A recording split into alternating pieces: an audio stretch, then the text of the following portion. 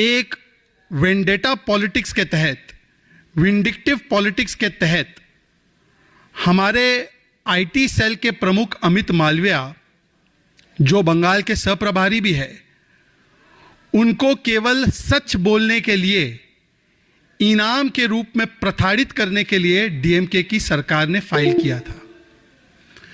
Madras High Court has quashed an FIR which was filed with a vendetta mindset only and only to punish and penalize our leader, IT cell Pramukh and Saprabhari of Bengal, Shri Amit Malviya ji, for only speaking out the truth. 2023 में 2023 Udayanidhi Stalin, Mr. Stalin's son, Deputy Chief Minister of Tamil Nadu, had attended a conference in Tamil Nadu where he had called upon not resistance or only trying to fight against Sanatan, but for the complete eradication and abolition of Sanatan. And this conference was organized where Udayanidhi Stalin made these comments, compared Hindu religion and Sanatan to dengue, to malaria, and it was in a sense a call, a chilling call of genocide against Hindus.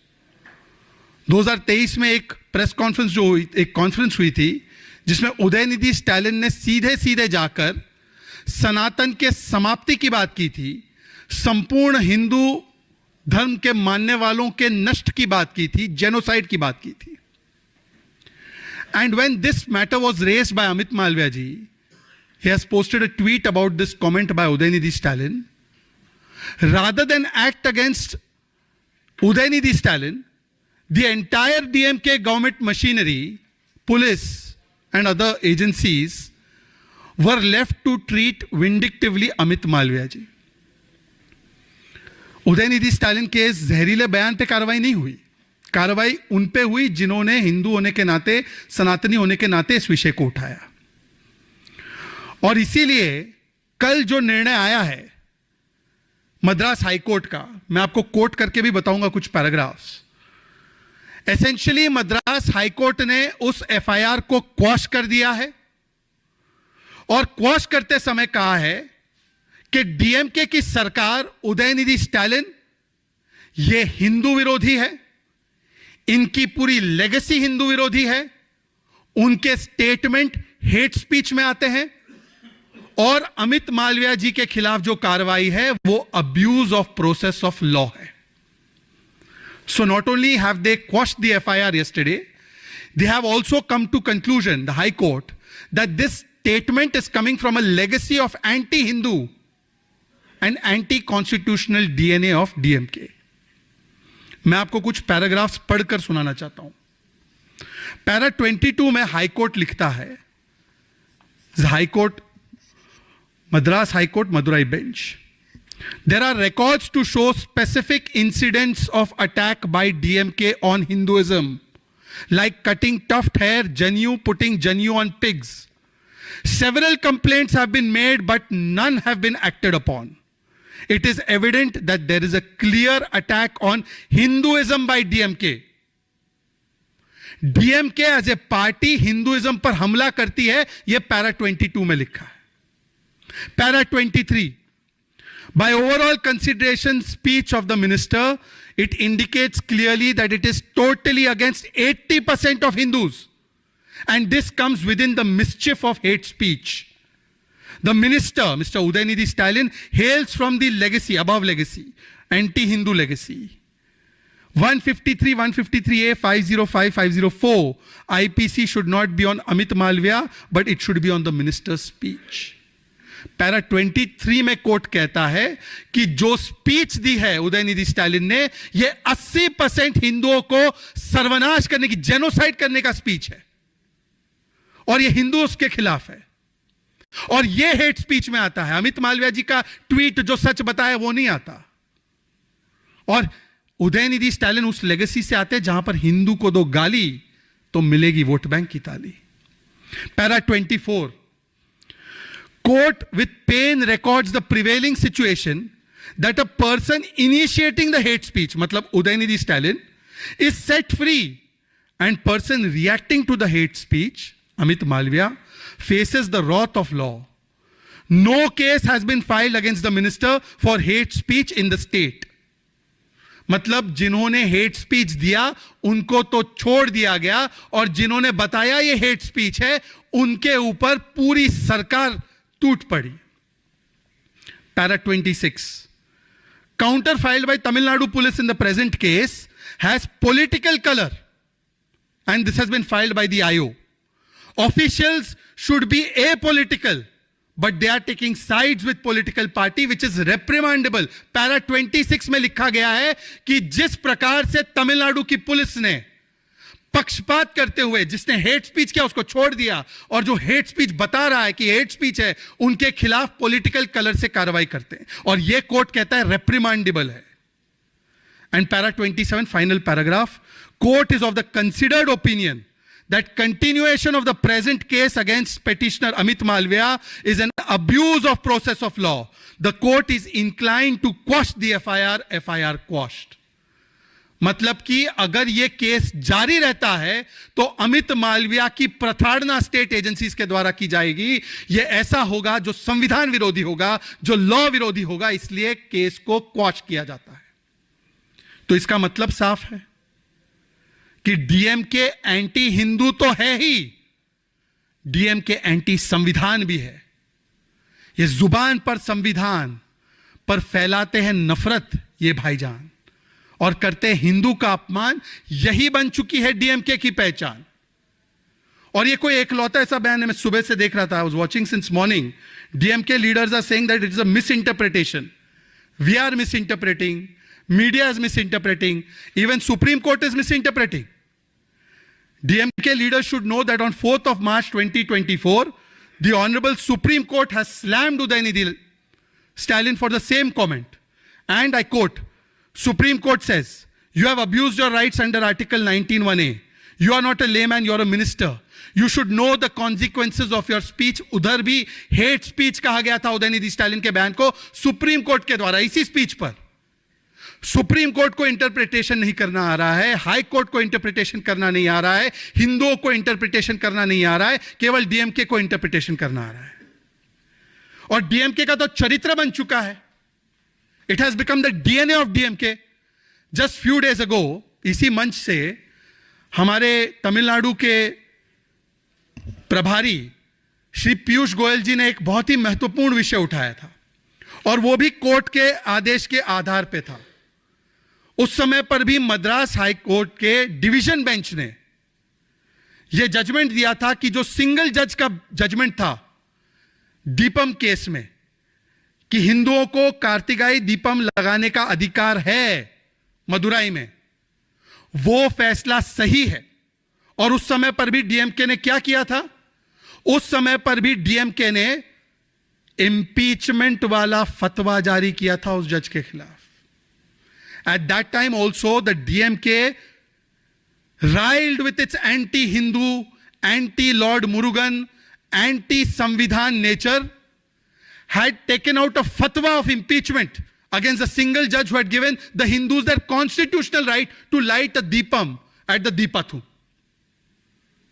So this is not Sahyog. It is socha samjha vote bank ka udyog to give gali to Hindus, to abuse Hindus, to threaten Hindus in the state of Tamil Nadu by DMK. उस समय पर भी high court का court आया था, observation और finding आई थी that you are creating imaginary public disturbance issues to prevent the Hindu community from exercising their constitutional right. और उन्होंने उस समय पर भी डीएमके की सरकार को बहुत फटकार लगाई थी.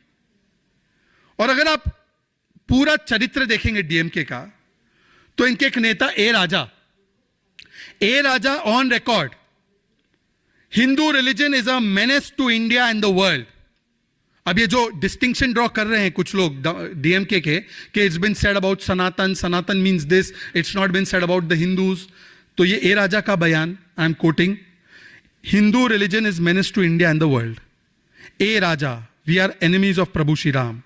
DMK leader tells cadres don't wear Hindu symbols. ऐसा बयान किसी और फेथ के बारे में तो नहीं दिया जाता डीएमके के द्वारा। और कौन सी अलायंस का हिस्सा है डीएमके, वो भी तो देखिए ना। वहां पे तो कंपटीशन है कि कौन हिंदुओं को ज्यादा थ्रेटन कर सकता है, कौन हिंदुओं को ज्यादा गाली दे सकता है, कौन हिंदुओं का ज्यादा अपमान कर सकता है। भाई डीएमके की सबसे best friend BFF Congress party, और कांग्रेस पार्टी बोलती है प्रभु श्री राम का अस्तित्व नहीं, कांग्रेस पार्टी बोलती है हिंदू टेरर होता है, कांग्रेस पार्टी बोलती है भगवा आतंक होता है, कांग्रेस पार्टी बोलती है सनातन डिजीज है, प्रियंक खड़गे जी ने बोला है। तो ये तो कांग्रेस पार्टी का चरित्र, जो राम मंदिर प्राण प्रतिष्ठा को भी नाच गाना बोलते हैं, राम मंदिर को भी लटकाते अटकाते भटकाते हैं उसके निर्माण को। फिर उनकी दूसरी बीएफएफ समाजवादी पार्टी, जो कहती है मठाधीश इज इक्वल टू माफिया, जो कहती है रामचरितमानस को जला दो, जो कहती है कि भाई हिंदू राम मंदिर जो है वो बेकार है और हिंदुओं पर गोलियां चलाती है और उसका अभिमान उसको महसूस होता है। ये तो इनके साथी है। इनकी तीसरी बीएफएफ टीएमसी, टीएमसी बोलती है प्रभु श्री राम मुस्लिम थे, जय श्री राम बोलोगे तो जेल में जाओगे। अभी जागो मां किसी सिंगर ने गाया तो उसको पीट दिया टीएमसी के कार्यकर्ताओं ने। तो डीएमके की संगति भी तो देखिए, ये पूरा अलायंस हिंदू विरोधी alliance. This entire INDI alliance, it has two facets, anti Hindu and anti संविधान। Yet they go around saying कि ये संविधान के रक्षक है, ये संविधान बचाओ वाले हैं। तो आज मेरा 3 सवाल है इस पूरे इकोसिस्टम से। सवाल नंबर 1, question number 1 for the Congress DMK ecosystem, what happened to free speech, संविधान बचाओ, in case of Mr. Amit Malviya? You have filed a fake case only to harass, and you are using agencies of the state, whoever is your political rival, and then you are saying संविधान हम बचा रहे हैं। Question number 2, that Congress party which is doing press conferences and saying that we are biggest champions of Hinduism, we are Janyu-dhari Hindu, we wear Janyu on the coat and then we show we are Hindu. That Congress party, why is it so silent when DMK government has protected a person who said that Hindus should be exterminated? When will Mr. Rahul Gandhi, the champion of all these rights and speeches which are hate speech, when will Mr. Rahul Gandhi demand that now Udayanidhi Stalin should be sacked and a case should be filed against him in Tamil Nadu? Do you have any answer, Mr. Rahul Gandhi? Do you have any answer, Congress party? Do you have any answer जो पूरा ये ecosystem है और जो Islamophobia के नाम पे एक पूरी मंडली खड़ी हो जाती है? देखो ये इस्लामोफोबिया है, ये देखो मुस्लिम्स के साथ क्या किया जा रहा है। ठीक है, आपके बड़े लेजिटिमेट कंसर्न्स है, तो ये लेजिटिमेट कंसर्न नहीं है हिंदू फोबिक बयान देना, हिंदू आस्था पर चोट करना। 80% हिंदू का जेनोसाइड हो जाए, एक्सटर्मिनेट हो जाए, इरेडिकेट हो जाए, ये कौन सी स्पीच है? पूरा इकोसिस्टम खामोश है। Entire ecosystem has gone into silent mode, airplane mode, signal ही नहीं मिल रहा इनका। कुल मिलाकर आज जिस प्रकार से डीएमके सरकार पर यह लथाड़ लगाई है हाईकोर्ट ने, उदयनिधि स्टालिन को अपने पद पर बने रहने का कोई औचित्य नहीं बचता। Mister Udhayanidhi Stalin should immediately be removed and a case should be filed against him for what has been called as hate speech against 80% of the population of this country, the Hindu community. And this is also partly being done, these statements, because DMK is running the most corrupt government in the history of India. अगर पूरे इतिहास को देखा जाएगा सबसे corrupt government अगर कोई है तो तमिलनाडु की डीएमके गवर्नमेंट है। अभी ज्यादा मैं उनके करप्शन के केसेस नहीं गिनाना चाहता, it will take 2-3 hours, then you all will get upset with me. But DMK का भी बस लास्ट येस्टरडे का बताता हूं। कैश फॉर जॉब स्कैम किया 880 करोड़ का, ब्राइब फॉर कॉन्ट्रैक्ट स्कैम किया 1000 करोड़ का, और वही मंत्री उनका एक नया स्कैम सामने आया, डॉसियर सबमिट हो चुका है ईडी के द्वारा पुलिस को, वहां पर bribes for transfer scam 365 crore का, मतलब ट्रांसफर पोस्टिंग लेने में भी स्कैम किया गया है। तो because there is a failing law and order situation, because there is complete corruption in the system, to now distract from these issues, such kind of statements are issued against the Hindu community, and it is done to appease a particular vote bank. and it is done in the manner which is most anti-Samvidhan, but yet India Alliance is remaining mute and is a mute spectator. अब इसके अलावा आपके पास कोई भी सवाल होंगे तो आप स्वतंत्र है पूछने के लिए, एक एक करके।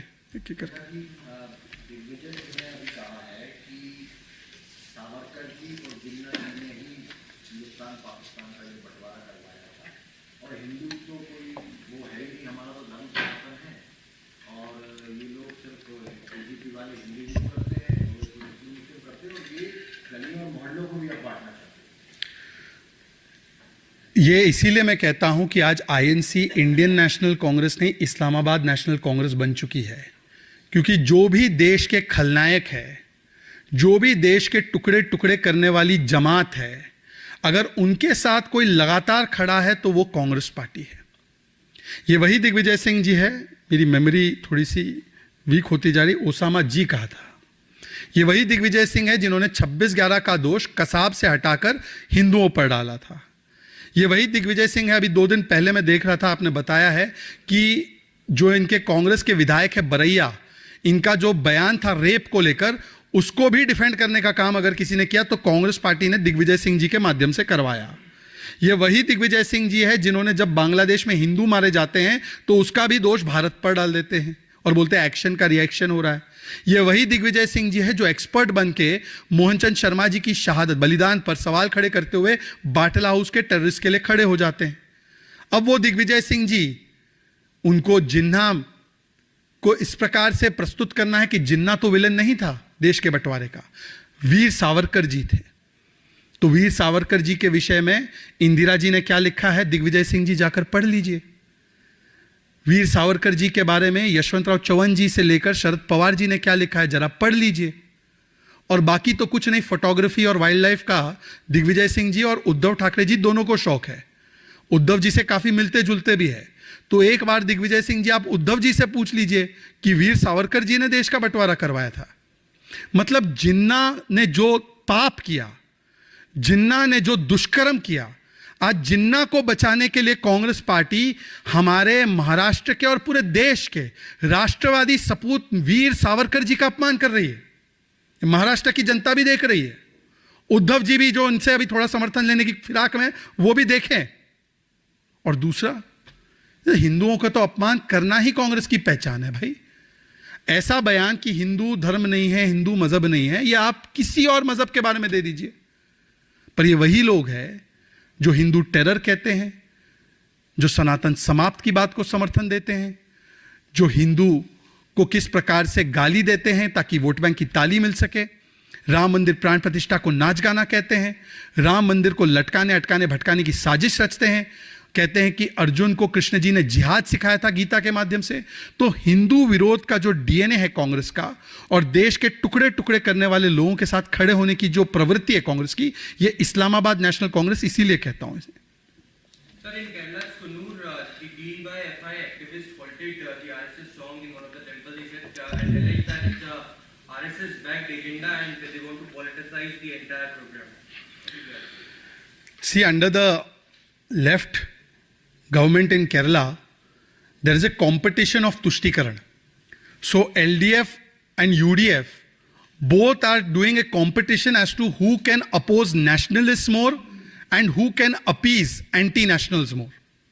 The same left and its ecosystem, because it's part of the larger ecosystem of left, they have given platform to Hamas.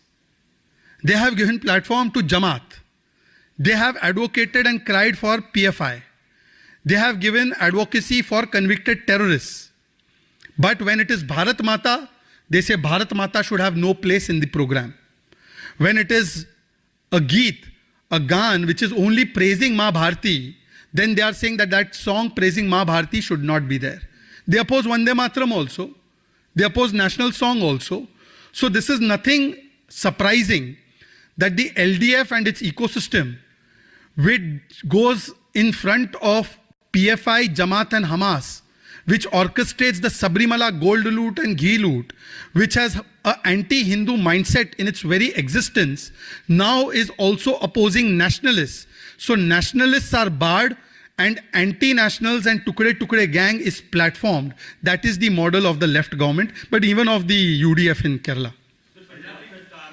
एक पंजाब आ रहा हूं।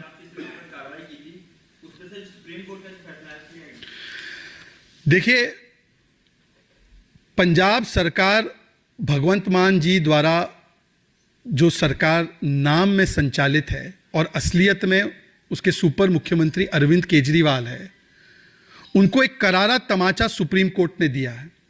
क्योंकि जिस प्रकार से पंजाब केसरी, जो एक बहुत ही प्रतिष्ठित समूह है, पर यह केवल पंजाब केसरी का विषय नहीं है, दरअसल यह विषय लोकतंत्र के चौथे स्तंभ मीडिया की स्वतंत्रता का है। इस समूह की क्या गलती थी? इस समूह ने केवल एक फैक्चुअल रिपोर्ट जारी की पंजाब सरकार और केजरीवाल के भ्रष्टाचार को लेकर, और उसके ऊपर इस प्रकार की कार्रवाई की गई। एक नहीं, दो नहीं, 10 स्टेट की एजेंसीज ने धावा बोल दिया, पेपर को किसी प्रकार से बंद करवा दिया जाए, इसके लिए हर संभव प्रयास किया गया। और अब सुप्रीम कोर्ट ने इस पूरी प्रक्रिया पर रोक लगा दी है। यह करारा तमाचा है जो कुठाराघात करने की कोशिश थी मीडिया पर। यह इमरजेंसी 2.0 है। ये भगवंत मान जी और केजरीवाल बदलाव की राजनीति बोलकर आए थे, ये बदले की भावना में झुलझ रहे हैं। और केवल पंजाब केसरी नहीं है, ये आग पंजाब केसरी तक नहीं लगी है। कल मैंने देखा है कि एक यूट्यूब चैनल, बहुत ही प्रभावशाली यूट्यूब चैनल, उसको बंद करवा दिया। अनेकों यूट्यूब चैनल के जो लोग हैं उनको गिरफ्तार कर देना। मेन स्ट्रीम चैनल की, टाइम्स नाउ की एक पत्रकार को शीश महल के कवरेज के लिए अरेस्ट करवा दिया था। भावना नाम की एक पत्रकार थी। फिर हमने देखा है कि कई मीडिया चैनल्स और टीवी चैनल्स के, अजीत से लेकर बाकी पेपर्स के एडवर्टीजमेंट बंद कर दिए। अगर आप आम आदमी पार्टी सरकार पे सवाल उठाते हैं या वहां के करप्शन पे सवाल उठाते हैं, तो ये, अगर आज इंदिरा गांधी जी होती तो वो बोलती, वेल डन केजरीवाल, तू ही मेरा असली वारिसदार है, you are my real inheritor. मतलब राहुल जी भी करते हैं थोड़ी थोड़ी डिक्टेटरशिप, पर फुल डिक्टेटरशिप अगर देखनी है तो केजरीवाल जी, आपने हमें बहुत प्राउड महसूस कराया है। Statement has come from a TMC MLA Manirul Islam, and he has warned of violence in Bengal after महसूस कराया है। and he also says that if not, you will see only fire burning all around. There's nothing we can do. A threatening note has come. How do you see this? You see, अभी supreme court का एक बहुत ही करारा फैसला आया है पश्चिम बंगाल की सरकार के ऊपर।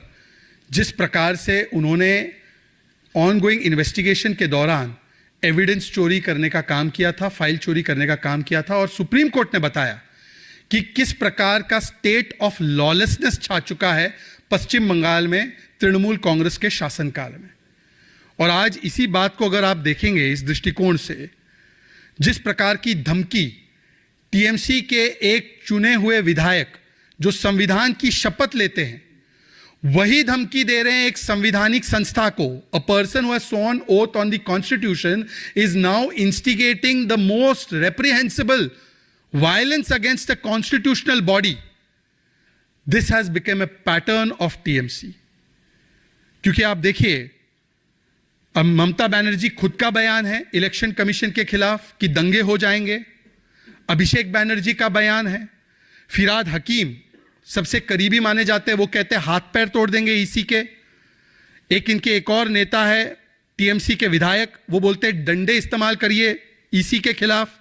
निशित मलिक एक विधायक है, बोलते हैं कि बीजेपी के नेताओं को जला देंगे। कुछ नेता इनके एक ट्राइबल बीएलओ को धमकी देते हैं क्योंकि वो बांग्लादेशी का नाम काटती हैं। कुछ बीडीओ ऑफिस में जिस प्रकार से धमकी और वहां पर उग्र व्यवहार दिखाते हैं जिससे कि फॉर्म 7 सबमिट ना हो पाए, और सीरीज है पूरी जो ट्वीट की गई है बीजेपी बंगाल के द्वारा। और ये वही मनीरुल इस्लाम है, दिस द सेम मनीरुल इस्लाम जिन्होंने अभी कुछ दिन पहले एक बहुत ही विवादास्पद भयानक बयान दिया था, जिसके बाद फरक्का के बीडीओ ऑफिस में हिंसा हुई और उस पूरे ऑफिस को जला दिया गया, राख कर दिया गया। वहां पर भी इस विधायक के खिलाफ कोई एफआईआर नहीं हुई। तो टीएमसी का मॉडल क्या है? एसआईआर पर निशाना है क्योंकि घुसपैठिया बचाना है। एसआईआर पर निशाना है क्योंकि परिवार को हार से बचाना है। यह ट्रिपल डी है, डी से पहले डिस्टॉर्ट करो सच्चाई को एसआईआर के बारे में, फिर डी से डिस्क्रेडिट करो इलेक्शन कमीशन को, और डी से धमकी पर उतर आओ इलेक्शन कमीशन के खिलाफ। लगातार एक सीरीज ऑफ धमकी है, और सिर्फ एक कॉन्स्टिट्यूशनल इंस्टीट्यूशन नहीं है जिसको टारगेट किया गया है। अभी मैंने आपको बताया ईडी की रेड हुई थी, ईडी की फाइल चोरी हुई, और जब यह मामला हाईकोर्ट गया तो हाईकोर्ट में सुनवाई न हो पाए, यह टीएमसी के वहां पर गुंडों ने सुनिश्चित किया। तो हाईकोर्ट और जुडिशरी को टारगेट, सीबीआई को टारगेट, एनआईए को टारगेट, सीआईएसएफ सेंट्रल फोर्सेस को टारगेट, वहां पे खागेन मुर्मू नाम के हमारे ट्राइबल आदिवासी समाज से आने वाले हमारे सांसद को टारगेट, बीएलओ को टारगेट, बीडीओ ऑफिस को टारगेट। तो टारगेट पे हर वो संस्था है जो अपना संविधानिक दायित्व निभा रही है, क्योंकि घुसपैठिया बचाना है। ये वही ममता बनर्जी की पार्टी, यकीन नहीं होता, जो 2005 में कागज उछालती थी और कहती थी कि घुसपैठियों को निकालना है। आज घुसपैठिया प्रेम इस चरम पर है कि हर संवैधानिक संस्था को टारगेट किया जा रहा है। और इसीलिए आज मैं कहता हूं कि टीएमसी में मां, माटी और मानुष नहीं है। आज टीएमसी राज में बंगाल में आईपैक जैसे भ्रष्टाचारी बचाओ है, बी से भ्रष्टाचारी बचाओ, बी से बाबरी बनाओ, और बी से घुसपैठिया भारी बचाओ। ये भारी बचाने के लिए आज टीएमसी कटिबद्ध है। जी आपके पास कोई जानकारी होगी, लेकिन अभी जब से राष्ट्रीय अध्यक्ष बने पहली बड़ी मीटिंग आज बीजेपी दफ्तर में हो रही है। बैठक का एजेंडा क्या है, कौन कौन लोग शामिल हैं? ये जो भी संगठनात्मक बैठकें हैं, आमतौर पर हमारी पार्टी उन बैठकों के बाद विस्तृत रूप से जो उस बैठक में शामिल है उनके माध्यम से प्रेस वार्ता करा के या प्रेस नोट जारी करके सारी डिटेल्स शेयर करेगी। हमारी तो ऐसे भी पार्टी इंस्टीट्यूशनली चलती है, कोई किचन में तो चल नहीं रही है जनपद के, तो सब कुछ दिखाई देगा, सामने भी आ जाएगा। कोई ऐसा स्टेट सीक्रेट नहीं है, ना हमारी पार्टी का कार्यालय आईपैक के ऑफिस में है। जानकारी प्राप्त करके अमुद जी इस पर आपसे रूबरू होऊंगा। चलिए, बिहार सरकार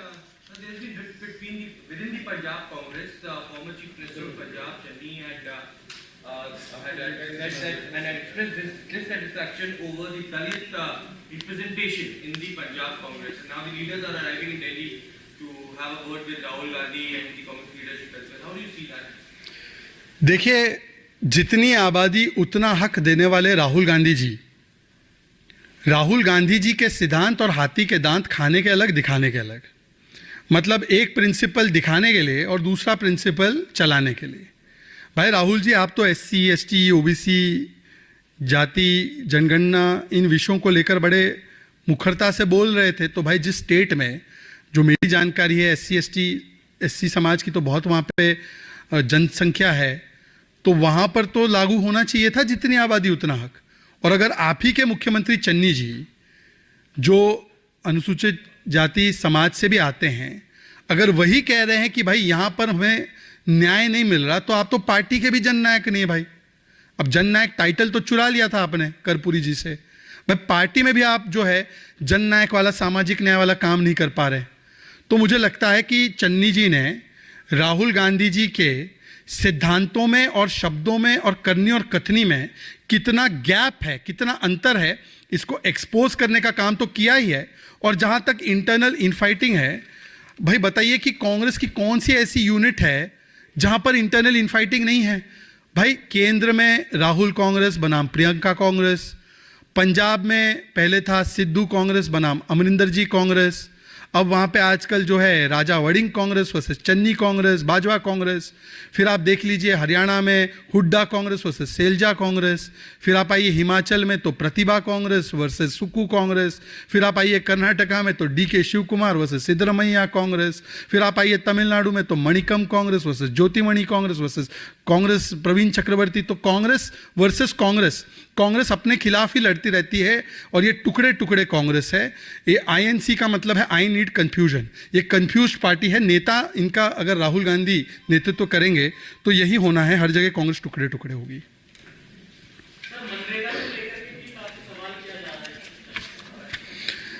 नहीं, मनरेगा को लेकर यूपीए की सरकार ने बजट कम किया था, और जितना यूपीए सरकार ने मनरेगा के लिए नहीं दिया, उससे कहीं अधिक पैसा एनडीए की सरकार में दिया गया।